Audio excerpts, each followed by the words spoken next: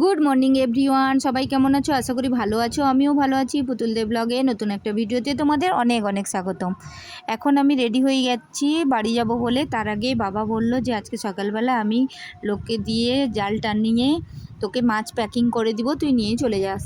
তো সেই জন্য আমি ওয়েট করে আছি। আর পুকুর পাড়ে এসে আমার ছেলে ভিডিও করছে যে কত মাছ উঠছে, প্রচুর প্রচুর মাছ উঠছে। এই যে বস্তায় করে অন্য পুকুরে ছেড়ে দেওয়া হচ্ছে। এই পুকুরে জলটা একটু খারাপ হয়ে গেছে, ওই জন্য অনেক মাছ মারা গেছে। তার জন্য বাবা কী করলো, এই পুকুর থেকে অন্য পুকুরে আমাদের আরেকটা পুকুরে ছেড়ে দিচ্ছে। আমার বাপের বাড়িতে অনেকগুলো পুকুর, মাছের প্রচুর মাছ, কিন্তু আমার এক কপাল, শ্বশুর বাড়িতে একটাই পুকুর ছিল, তাও এখন আবার ডোবাখানা হয়ে গেছে। তো কি করব, মেয়েদের অনেক রকম কপাল থাকে, তো তার মধ্যে আমার এইরকম একটা কপাল। তো বাপের বাড়িতে ওই জন্য যখনই আসি বাবা মা দাদারা মাছ প্যাকিং, সোলার পেটিতে করে মাছ প্যাকিং করে আমাকে দেয়, আর আমি ওইগুলো 2-3 দিন 4 দিন ধরে খাই ফ্রিজে রেখে রেখে। এই হচ্ছে আমার ব্যাপার। তো সব কিছু রেডি। এখানে দেখো যে যে মাছগুলো আমাকে দেওয়া হবে সেগুলো রেখে দিচ্ছে। যে বোন যেগুলো অনেক দিন বেঁচে থাকবে সেগুলো ধরো কই মাছ, শিঙি মাছ, মাগুর মাছ, আর যেগুলো 1 দিনের 2 দিনের মধ্যে কেটে ওরা প্যাকিং করে দিবে, ওইগুলো আমি নিয়ে যাব। তো এখানে মাছ ধরা চলছে। এবার মাছ টাছ ধরে পুকুরে নিয়ে যাচ্ছে। আমাদের বাড়ির যে একটা পুকুর আছে সেখানে বাড়ির জন্য আরও আমার জন্য আর একে তাকে দেওয়া হবে, সেগুলোও বেছে টেছে নিয়ে নেওয়া হচ্ছে। আজ দাদা আছে, বড়দা, তারপরে বড়দার ছেলে আছে, আর একটা ভাই আছে, অনেকেই আছে এখানে। খুব ভালো লাগলো। আমি বাপের বাড়িতে ধরো ভ্যারাইটিস, আমাদের বাপের বাড়ির ওই দিকটা হচ্ছে সামুদ্রিক এলাকা, মানে সমুদ্রের মাছও পাই, আবার প্লাস বাপের বাড়িতে যেহেতু অনেকগুলো পুকুর আছে সেই মাছও পাওয়া যায়, কিন্তু শ্বশুর বাড়িতে তো এদিকে তো সামুদ্রিক মাছ পাওয়াই যায় না। এটা হচ্ছে আমাদের বাড়ির পুকুর, নিচ পর্যন্ত সিঁড়ি করা আছে। এবার পিসিমণি ওখানে দাঁড়িয়ে আছে।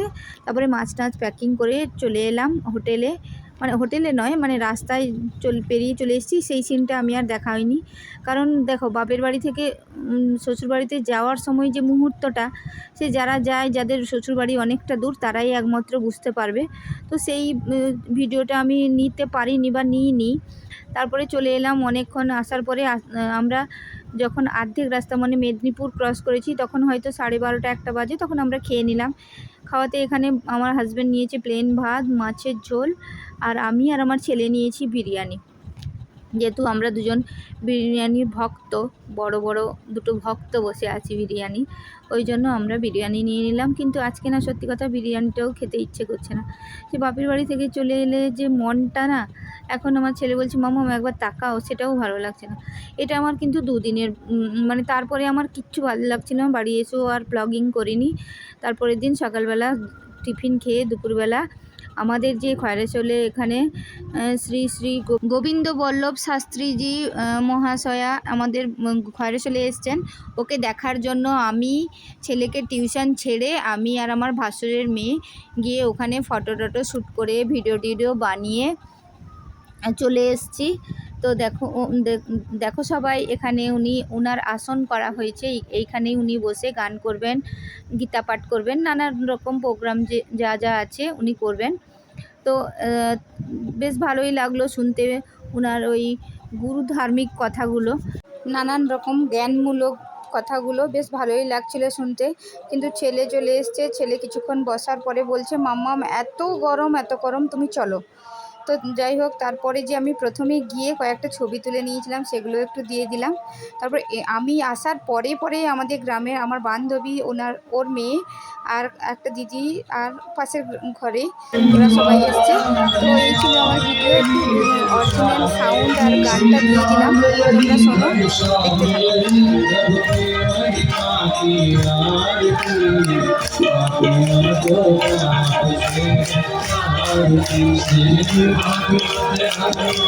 এই ছিল আমার ভিডিও। চলো টাটা, সবাই ভালো থেকো।